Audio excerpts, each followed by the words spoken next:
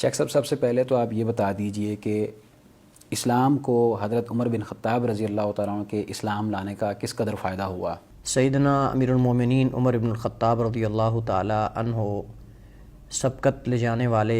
صحابہ کرام میں ان کا شمار ہوتا ہے کہ جو آغاز اسلام میں مسلمان ہوئے، اور عمر رضی اللہ تعالی عنہ کے اسلام لانے سے پہلے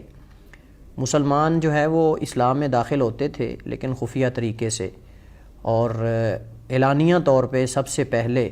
اہل مکہ کے سامنے کلمہ توحید کا جو ہے وہ علم بلند کرنے والے اور اسلام کا علم بلند کرنے والے اور اللہ تعالیٰ کے کلمے کو بلند کرنے والے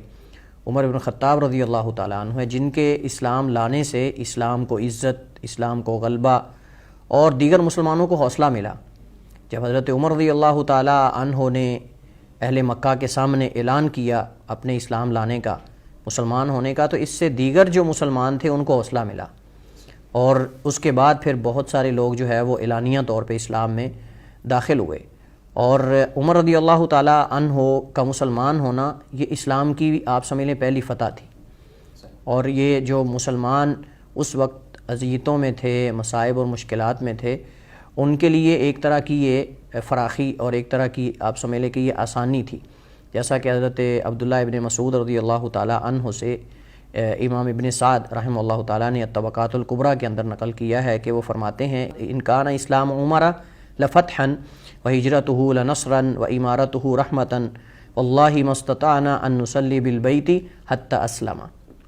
کہ عمر رضی اللہ تعالیٰ عنہ کا جو اسلام لانا ہے یہ فتح تھی،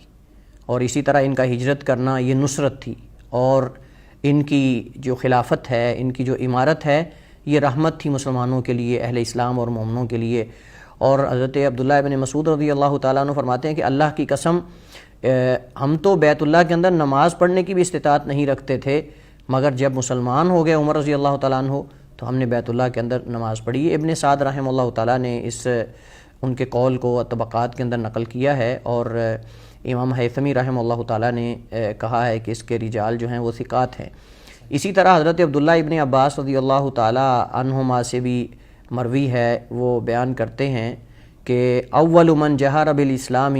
عمر رضی اللہ تعالیٰ عنہ، کہ سب سے پہلے جس نے اعلانیہ طور پہ اسلام قبول کیا اور اعلان کیا اسلام کی قبول کرنے کا، وہ عمر بن خطاب رضی اللہ تعالیٰ